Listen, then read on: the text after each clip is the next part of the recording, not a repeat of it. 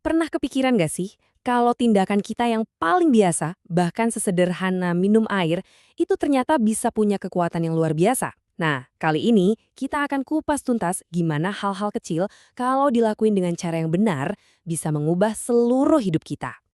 Oke, yuk kita langsung aja. Pertanyaannya mungkin kedengeran agak dramatis ya. Gimana caranya seteguk air bisa ngubah hidup? Tapi ini tuh bukan cuma soal menghilangkan haus. Ini tentang mengubah sesuatu yang biasa jadi luar biasa. Gini nih bedanya, di satu sisi minum air itu ya tindakan biologis aja buat ngilangin haus, netral kan? Tapi di sisi lain, tindakan yang sama persil kalau dilakuin dengan niat tertentu itu jadi perbuatan soleh. Kamu nggak cuma puas dari dahaga, tapi juga dapet sesuatu yang nilainya jauh lebih besar. Jadi, apa sih bahan rahasianya? Nah, ini dia poin kuncinya.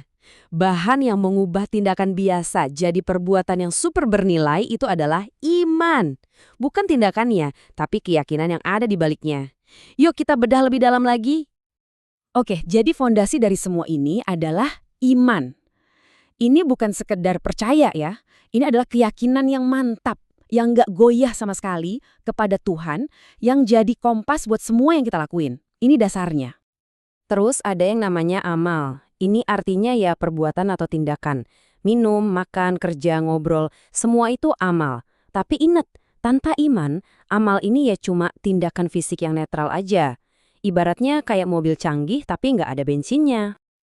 Dan begitu kamu gabungin keduanya, tindakan fisik atau amal, dengan keyakinan yang tulus atau iman, nah, lahirlah amal soleh. Inilah yang disebut perbuatan soleh. Sebuah tindakan yang punya bobot dan nilai spiritual.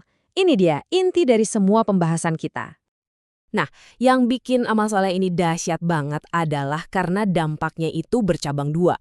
Dia ngasih hasil yang bisa kita rasain langsung sekarang di dunia ini dan juga hasil yang kita tabung buat di akhirat nanti. Hasil yang pertama namanya berkah. Ini keuntungan di dunia. Berkah itu artinya kebaikan yang bertambah.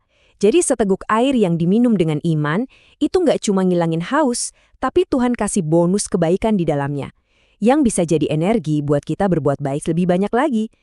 Tindakan kecil, hasilnya bisa berlipat-lipat. Coba deh kita lihat contoh nyatanya. Imam An-Nawawi, beliau itu makannya cuma sekali sehari. Minumnya juga sekali.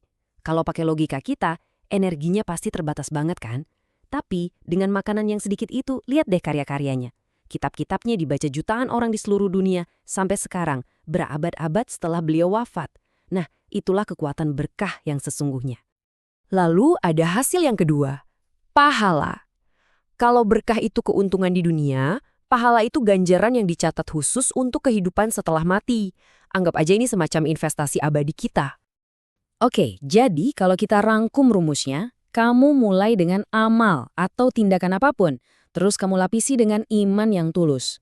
Gabungan keduanya jadi amal soleh, dan amal soleh ini menghasilkan dua hal, berkah di dunia ini dan pahala buat di akhirat nanti. Simple tapi dampaknya luar biasa. Terus, apa yang terjadi kalau kita menjadikan ini sebagai gaya hidup? Kalau setiap tindakan kita selalu dilandasi iman. Wah, Al-Quran menjanjikan sebuah hasil akhir yang luar biasa. Sebuah level kehidupan yang sangat istimewa. Keadaan yang dijanjikan ini namanya hayatan thayyibah atau kehidupan yang baik. Ini bukan cuma soal kaya atau sukses secara materi ya. Ini adalah sebuah kehidupan di mana Tuhan sendiri yang nuntun kamu ke semua hal yang baik.